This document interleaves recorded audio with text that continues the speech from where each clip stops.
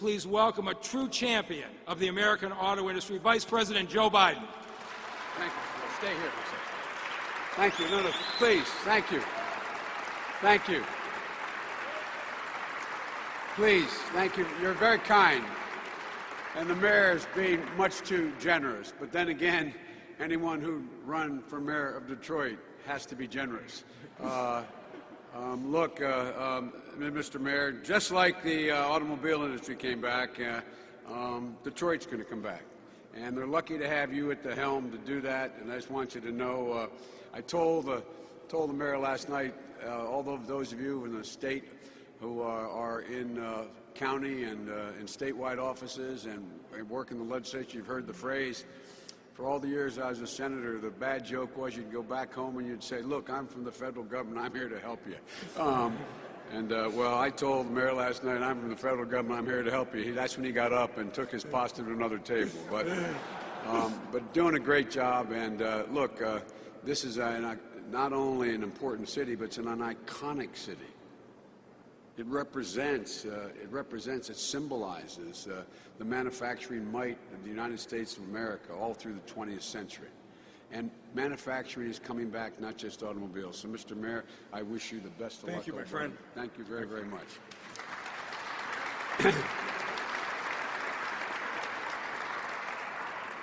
Now, Mike gave me credit for being a voice for the automobile industry in the White House. I will not deny that, but John Dingell, when I got elected, had a little electrode planted in my ear so that he could directly talk to me all the time to tell me exactly what to do.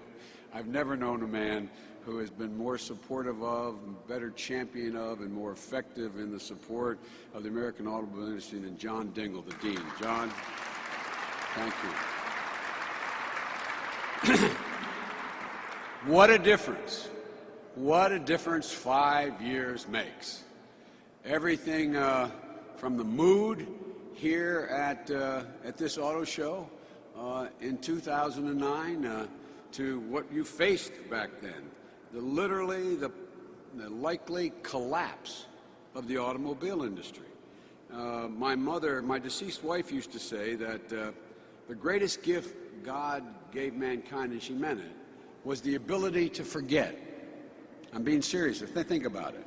The greatest gift is the ability to forget the bad things and focus on the good.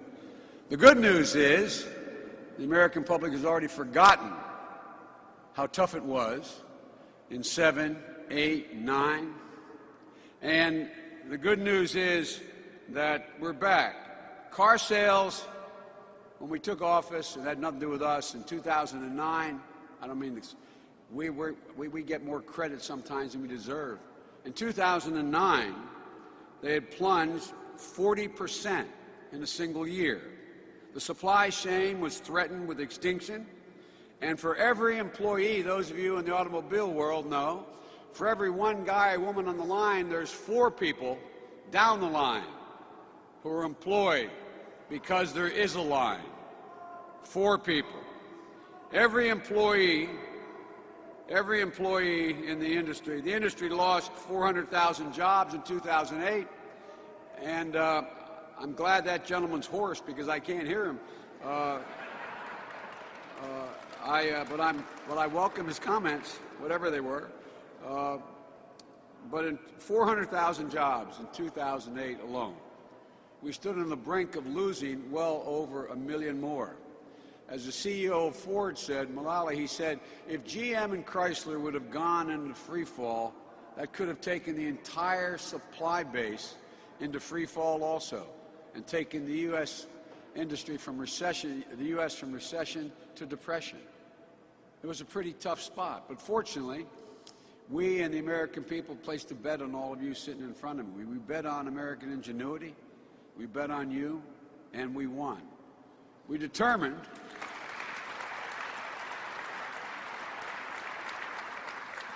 and what was at the base of it, John used to talk about, we determined that how could we, and I mean this sincerely, how could we possibly walk away from the iconic industry of America?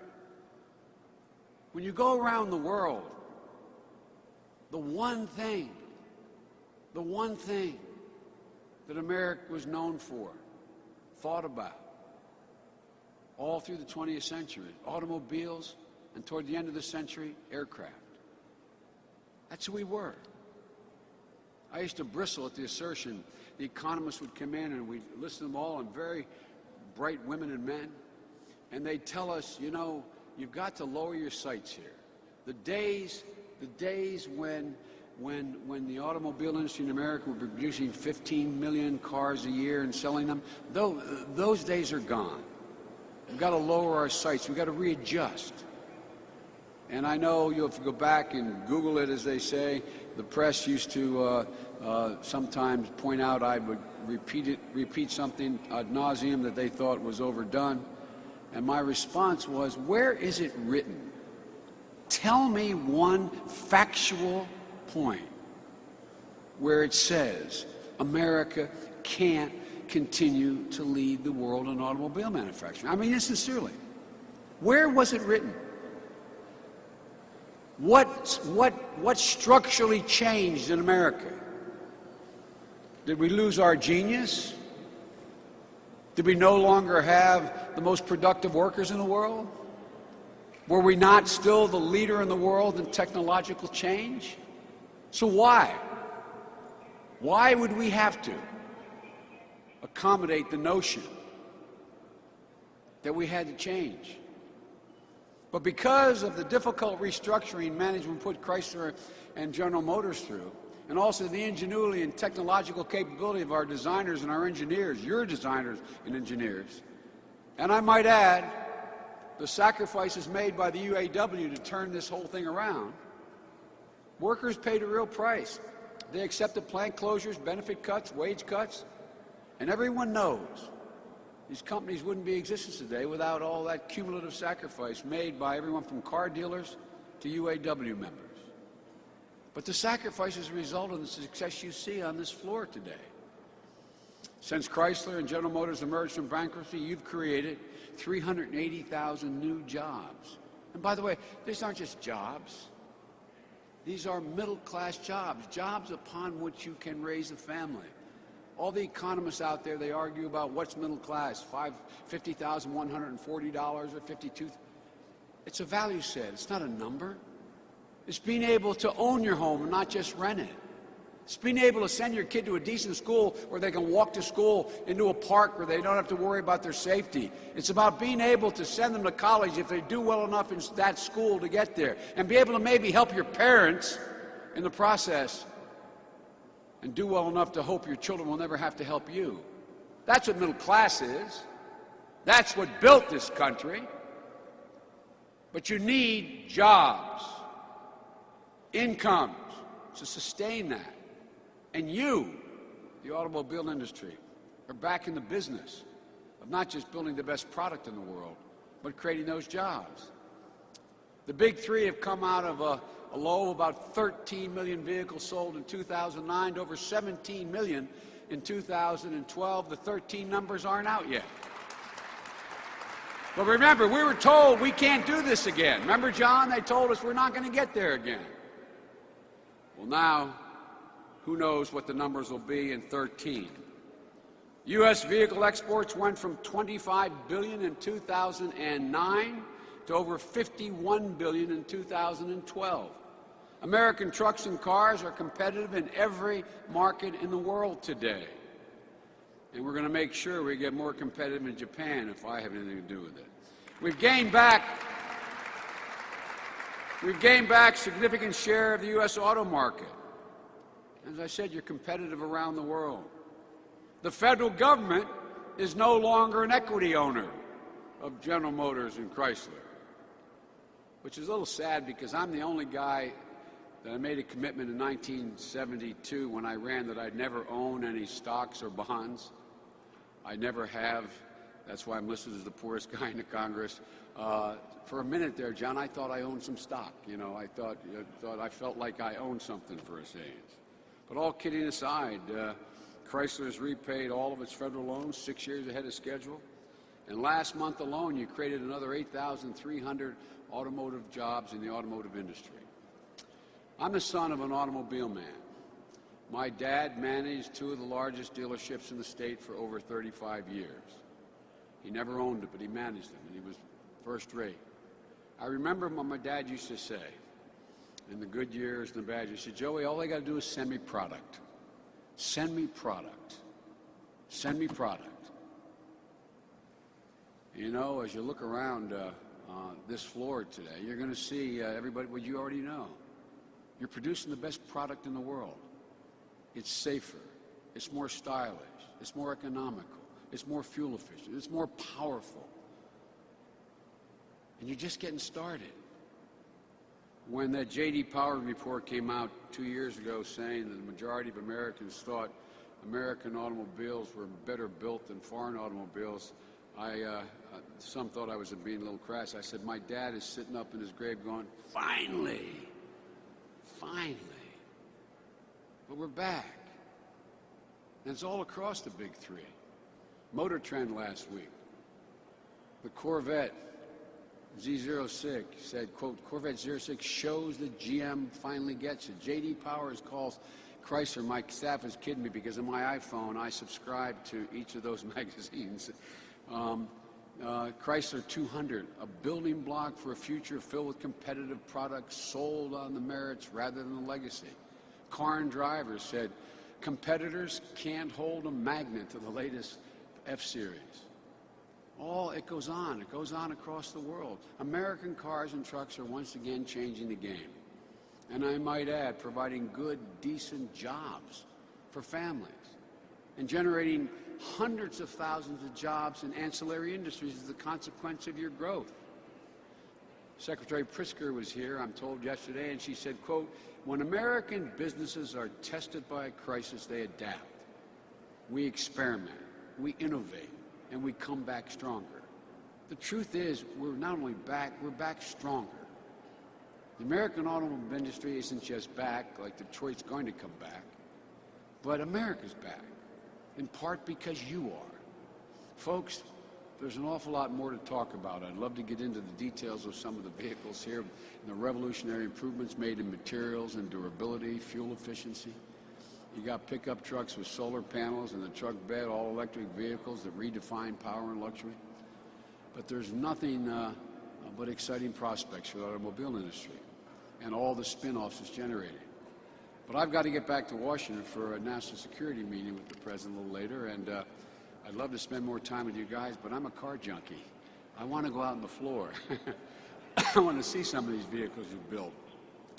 The new Ford F-150 aluminum frame, increased fuel efficiency. But what's really good news about that is River Rouge has 4,300 jobs and likely to keep those and increase them as a consequence of that product. I love that Cadillac ATS. Matter of fact, I love it so much. My brother had the big engine, I think it's 456, and it was very disheartening when I realized he could blow my Corvette away. But at any rate, what I especially like is the 500 jobs added to the plant in Lansing. And the Chrysler 200 had enough horsepower to bring back the entire Sterling Heights plant along with 900 jobs. And guys, as I said to you, I have a 67 Corvette, original. My dad didn't have a lot of money, but what he did, he took my fiance's automobile. None of you are old enough to remember. There used to be it was a new Tempest, Pontiac Tempest, and my 51 Chevy Bel Air, and he said he was going to fix them up for us for a wedding gift. And then the day before the wedding, he had us drive in and came under the portico of the dealership. There was a brand new 1967 327 350 Goodwood Green two-top convertible waiting there as a wedding gift. Well, I still have it. I still have it. And I had it rebuilt several years ago. I still have the original sticker, $5,900. It cost 5 times that much to rebuild it, but I still loved it. But the downside is it's sitting in my garage, and one of the downsides is that as Vice President of the United States, you're not allowed to drive. And so my sons, who are grown men, even after having it rebuilt 10 years ago, it still the engine needed to be fixed up a little bit, and from having driven it, and a new clutch. And so they did that as a Christmas gift for me last year. And it sat down there in that garage, and I tarred it up and tack it up, and it, feel that gurgling sound. And finally, I pulled it out of the driveway. I have a long driveway where I live. And I said to the chief agent, I said, look, either get in the passenger seat with me or shoot me, because I'm moving. And I laid about 60 feet of rubber up my driveway, and these guys are still talking about what the hell's the matter with that guy. But I shouldn't be saying this probably, but and I just want you to know that that 67 was 0 to 60 in 5.5 seconds. I didn't do that, John, but it was. But this new Corvette Z06 is 0 to 60 allegedly in 3.4 seconds. I don't know that. Apparently, you all at GM haven't fully unveiled that, but I hear that may be the case. And it can take slalom faster and corner harder than the Porsche. I love a headline I wrote down. You excuse my... This was in Car and Driver, the January issue. It says, quote, Corvette Z06, part ZR1, part throwdown for Porsche. The track's worthiest vet gets forced induction and gobs of race car tech. Now, that old Corvette, that rear end, it wasn't what you'd call stable, right? But they tell me this new one, man, can take the Porsche. I'm counting on it. But at any rate, anyway, guys, I love you, but I want to go see some of these vehicles. I just wanted to come and say that thank you. Thank you. We get credit. The president gets credit, and he deserves it, and John gets credit and deserves it. But the truth is, the reason why the industry's back is all of you. It's back because of the sacrifices you've made, but it's even more importantly back because we still have the most innovative minds in the world. We still have the best engineers in the world. We still have the best tech people in the world. We still have the most entrepreneurial instincts in the world. We, no other country, as they used to say in my neighborhood, is a patch on our genes. This is going to be the American century in manufacturing. Mark my words. Not just in automobiles, but manufacturing coming back to America. It's coming back because we have a legal system that protects people's contract rights, where intellectual property is protected, where we have the finest research universities in the world, where we produce the single best technological capability the world has ever seen. Think about it, guys. Name the other countries producing engineers and scientists where there is a worldwide brand they're associated with. Ladies and gentlemen, I was recently in Singapore, and one of the guys who's viewed as one of the wisest men in the world that every world leader sort of stops by and sees, he's 92 years old. His name is Lee Kuan Yew, and he's an expert on an awful lot of things, and he's somewhat frail now, but his mind is really sharp. And he said to me, so I asked to see him, met with him, and I met with him about an hour and a half, John. And at one point I asked him, I said, Mr. President, former president, I said, what is China doing now? And by the way, we want to see China succeed. I want to see China succeed and do well because it's a market for the United States of America. And I want to see them stable, and they're good people. But I said, what's China doing now? And he said something fascinating to me, John. He speaks perfect English. He said, China is in America trying to find that black box that's buried. And I looked at him. This is literally true. I said, Mr. President, the black box. He said, yes. That box that contains the secret that enables America to be the only country in the world that can constantly remake itself. And I said, well, I can tell them what's in that black box. Two things. A constant flow of new immigrants, new ideas, and new cultures enriching this culture. And something stamped into the DNA of every American, whether they're naturalized or native born. This is the only country in the world, from the time our children are raised, they are taught to challenge orthodoxy. To challenge orthodoxy. Only new, fundamentally new things can happen by moving beyond the old. You in the automobile industry are part of that legacy. You're leading us back, and we thank you for it. Thank you for your ingenuity, your entrepreneurship, and your absolute commitment to once again making America the automotive capital of the world. It's a delight to be with you all. Thank you very much.